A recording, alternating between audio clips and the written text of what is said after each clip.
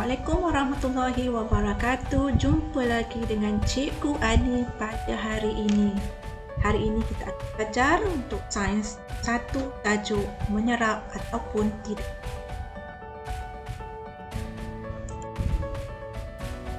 Jadi pada hari ini murid-murid akan mengenal pasti bahan yang boleh menyerap air dan bahan yang tidak boleh menyerap air di bawah kemahiran 8.1.1 dan juga mengelas bahan yang boleh menyerap air dan tidak boleh menyerap air di bawah kemahiran 8.1.2.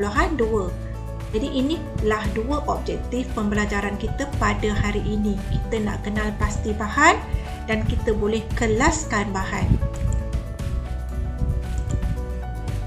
Jadi bila kita nak belajar tajuk penyerapan, kita kenalah faham apakah makna penyerapan ataupun menyerap air. Menyerap bermakna kebolehan air masuk ke dalam bahan melalui liang-liang yang ada pada bahan berkenaan. Liang-liang ni bermakna lubang-lubang yang ada pada bahan-bahan tertentu. Jadi di sekeliling kita murid-murid, kita ada banyak bahan dan bahan atau objek ini ada yang boleh menyerap air dan ada yang tidak boleh menyerap air. Jadi kita bolehlah mengenal pastikan dengan menjalankan sedikit uji kaji. Jadi kita nak kenal pasti. Kita kata bahan tertentu boleh menyerap, bahan tertentu tidak boleh menyerap. Mana buktinya? Melalui uji kaji. Jadi dalam buku teks kita ada latihan, ada uji kaji yang perlu kita jalankan, yang dijadikan contoh untuk mengenal pasti bahan menyerap air, dan kita menggunakan air berwarna, penitis dan 8 objek. 8 objek yang kita akan uji sama ada objek-objek ini boleh menyerap air ataupun tidak. Okey, ini adalah petikan dalam buku teks kita di mana uji kaji yang kita perlu jalankan, menyerap air ataupun tidak. Okey, ini ialah air berwarna dan juga penitis. Okey, ini adalah bahan-bahan yang cikgu sediakan, air berwarna merah dan juga objek-objek yang telah disenaraikan. Tetapi penitis cikgu gunakan straw ataupun penyedut minuman. Tak semestinya kita guna penitis. Ya, kita telah gantikan dengan straw. Sebab apa? Sebab kita nak mudahkan titis atas objek-objek ini saja. Okey, ini adalah hasil video yang cikgu tunjukkan, yang cikgu telah jalankan dan cikgu telah rakamkan, ya.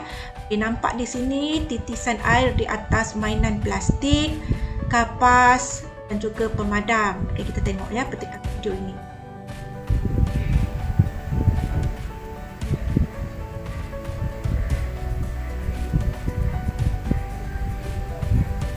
Jadi kita boleh tengok ada air yang telah meresap masuk ke dalam bahan. Okey, ada yang masih lagi sedang menyerap dan ada langsung tidak menyerap. Okey, ya. Ada yang tidak langsung menyerap, ada yang sedang menyerap dan ada yang sudah pun menyerap ke dalam bahan-bahan berkenaan. Okey, jadi hasil daripada uji kaji yang kita jalankan, kita dapati dan kita pasti, kita dapat melihat bahawa ini adalah hasil-hasil uji kaji tadi, di mana ada ataupun tiada titisan air pada objek yang kita uji.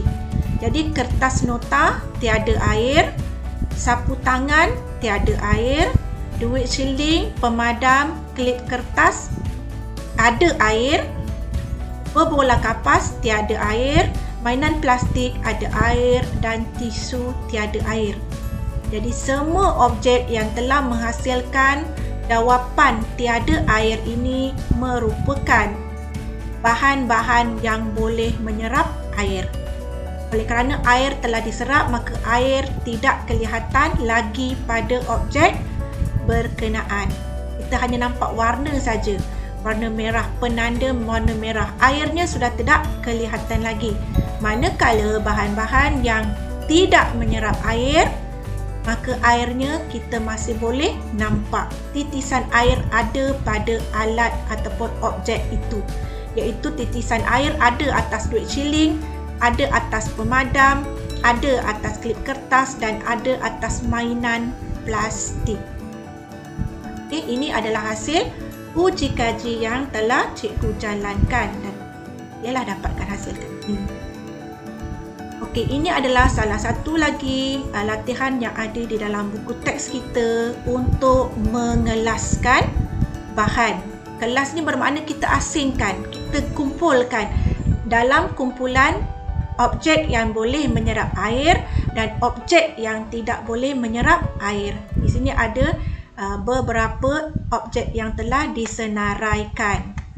Dan bila kita susun, kita bolehlah senaraikan yang mana objek boleh menyerap air dan objek yang tidak menyerap air.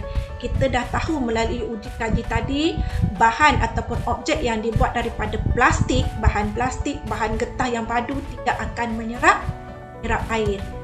Okey, jadi straw kita boleh tahu menyerap ataupun tidak.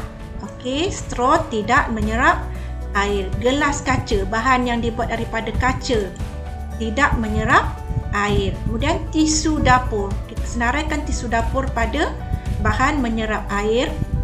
Ya, kain lap, bahan menyerap air. Tudu logam, bahan tidak menyerap air. Mop, bahan menyerap air. Pinggan plastik, bahan tidak menyerap air. Dan akhir sekali, alas kaki. Okay. Kalau kita tengok bahan-bahan yang boleh menyerap air ini, ada kegunaannya tertentu, dan bahan tidak menyerap air ini ada kegunaannya tertentu. Jadi hari ini kita telah dapat mengkelaskan objek dalam latihan kita tadi, yang mana boleh menyerap air dan yang mana tidak boleh menyerap air.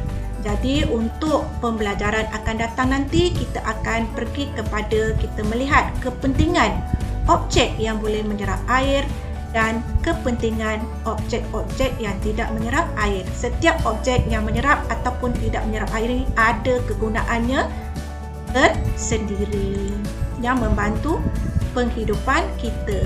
Jadi di sini ada beberapa soalan yang beraras tinggi yang mungkin boleh murid-murid fikirkan. Apa akan terjadi sekiranya objek yang dibuat daripada kaca boleh menyerap air? Apa bagai jawapan murid-murid boleh berikan? Okay. Seterusnya, apakah pula yang akan terjadi sekiranya objek yang dibuat daripada plastik boleh menyerap air? Apa akan jadi dalam kehidupan kita bila objek-objek yang dibuat daripada plastik boleh menyerap air? Dan akhir sekali, Ana sedang berjalan di bandar, tiba-tiba hujan turun. Ana sedang berjalan di bandar, tiba-tiba hujan turun. Apakah yang Ana lakukan? Itu saja latihan kita pada hari ini, pembelajaran kita pada hari ini. Moga kita bertemu lagi di kelas-kelas Cikgu Haniza di waktu-waktu yang akan datang. Jumpa lagi. Assalamualaikum warahmatullahi wabarakatuh.